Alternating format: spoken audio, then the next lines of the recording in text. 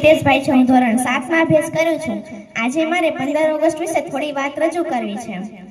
ન પૂછો જમાનાને કે શું અમારી કહાની છે, ન પૂછો જમાનાને કે શું અમારી કહાની છે। અમારી ઓળખ તો બસ એટલી જ છે કે અમે હિન્દુસ્તાની છીએ, અમારી ઓળખ તો બસ એટલી જ છે કે અમે હિન્દુસ્તાની છીએ।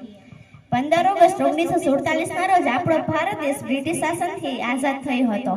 આ આઝાદી માટે કેટલાય સૈનિકોએ પોતાના પ્રાણ ગુમાવ્યા હતા। આજે આપણે તે સૈનિકોને વંદન કરવું જોઈએ, જેમણે પોતાનું બધું જ કુરબાન કરી દીધું હતું। 15 ઓગસ્ટ 2026 એટલે કે આજનો દિવસ ભારત પોતાનો 80મો સ્વતંત્ર દિવસ ઉજવે છે। વતનના પ્રેમમાં જેઓ પોતાનું રક્ત વહાવે છે, વતનના પ્રેમમાં જેઓ પોતાનું રક્ત વહાવે છે, એમના જ બલિદાનથી આ તિરંગો આકાશમાં લહેરાય છે, એમના જ બલિદાનથી આ તિરંગો આકાશમાં લહેરાય છે। આપણને આઝાદી આમ જ નથી મળી। આ આઝાદી માટે સરદાર વલ્લભભાઈ પટેલ, સુભાષચંદ્ર બોઝ, ચંદ્રશેખર આઝાદ જેવા કેટલાય ક્રાંતિકારીઓની કુરબાની છે। ભગતસિંહ, રાજગુરુ, સુખદેવ જેવા જવાનો ફાંસીના ફંદે ચડતી વખતે પણ તેમના ચહેરા પર ડર ન હતો, માત્ર દેશ માટે પ્રેમ હતો।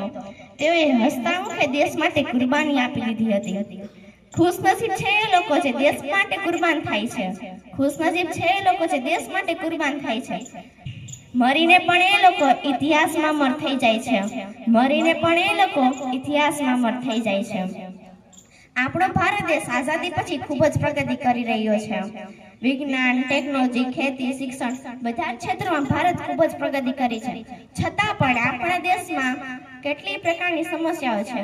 તો આજના દિવસના અવસર પણ આપણે બધા જ પ્રતિજ્ઞા કરીએ કે આપણે આ બધી જ સમસ્યાનો હલ લાવવા બધા જ પ્રયાસો કરીશું। આપણે આપણા દેશને વિશ્વનો સર્વશ્રેષ્ઠ દેશ બનાવીશું। તો હવે આ વ્યક્તિત્વનો અંત કરવા હું ફક્ત એક જ વાક્ય બોલીશ: જીવવું તો એવું જીવવું કે દેશનું નામ થઈ જાય, જીવવું તો એવું જીવવું કે દેશનું નામ થઈ જાય, મરવું તો એવું મરવું કે વતન પર જાન કુરબાન થઈ જાય। અસ્તુ, જય હિન્દ, જય ભારત, ભારત માતા કી।